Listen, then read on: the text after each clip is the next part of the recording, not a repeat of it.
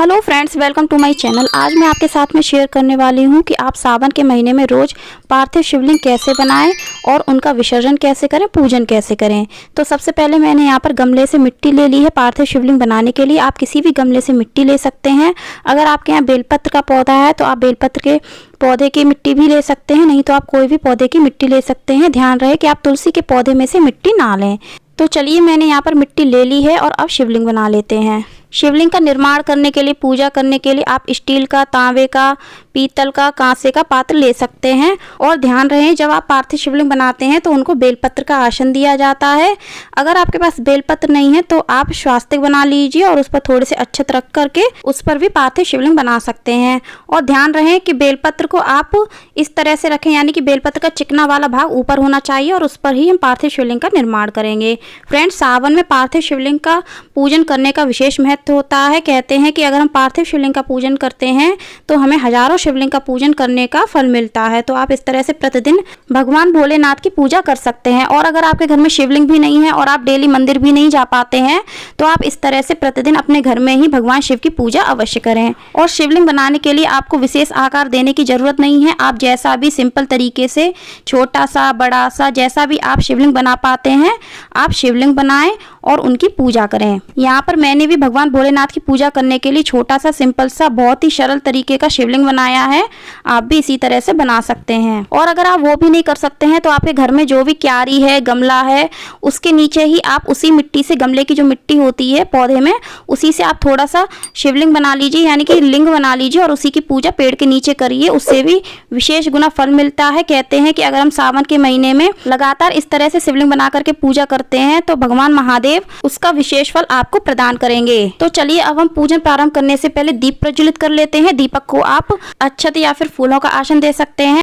इसके बाद पार्थिव शिवलिंग की पूजा करने के लिए सबसे पहले भगवान भोलेनाथ को शुद्ध जल से स्नान कराएंगे। अब हमने यहाँ पर पंचामृत लिया है, आप कच्चा दूध भी ले सकते हैं।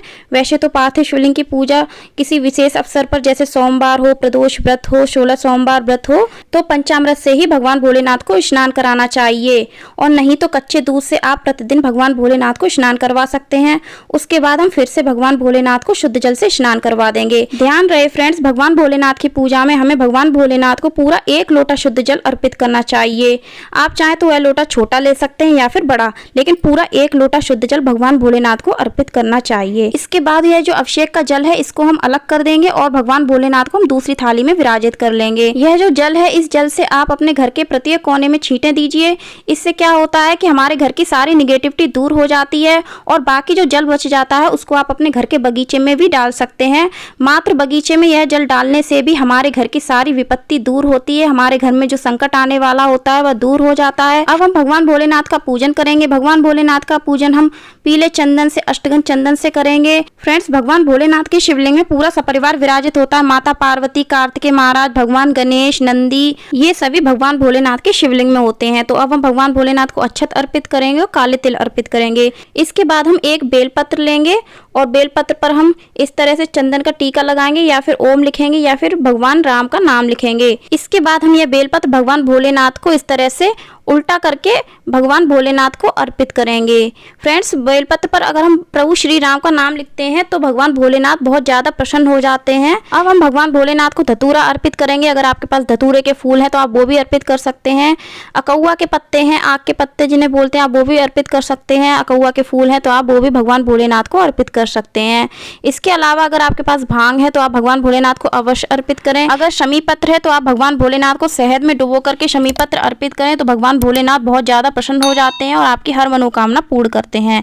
इसके बाद हम भगवान भोलेनाथ को पुष्प अर्पित करेंगे। आपके पास जो भी पुष्प हो आप भगवान भोलेनाथ को अर्पित करें। वैसे तो भगवान भोलेनाथ को सफ़ेद पुष्प अत्यंत प्रिय होते हैं, लेकिन आपको जो भी पुष्प मिल जाते हैं आप भगवान भोलेनाथ को अर्पित करें। फ्रेंड्स, भगवान भोलेनाथ की पूजा में जो चीज़ विशेष महत्व रखती है वो है एक बेलपत्र और दूसरा भोलेनाथ का श्रृंगार। आप यह भोलेनाथ का श्रृंगार चाहे अबीर से, गुलाल से, चंदन से, आप कैसे भी कर सकते हैं। फूलों से भगवान भोलेनाथ का श्रृंगार कर सकते हैं। तो इस तरह से हमने यहाँ पर भगवान भोलेनाथ को पुष्प अर्पित किए हैं, साथ में हमने उनका इस तरह से श्रृंगार भी किया है। और दूसरी बात, अगर आपके पास पुष्प नहीं है तो आप भगवान भोलेनाथ को इत्र अर्पित करके भी, इसके बाद हम भगवान भोलेनाथ को भोग लगाएंगे। भोग के रूप में आप डेली की पूजा में मिश्री का भी भोग लगा सकते हैं, कुछ नहीं है तो आप चीनी का भोग लगा दीजिए, गुड़ का भोग लगा दीजिए।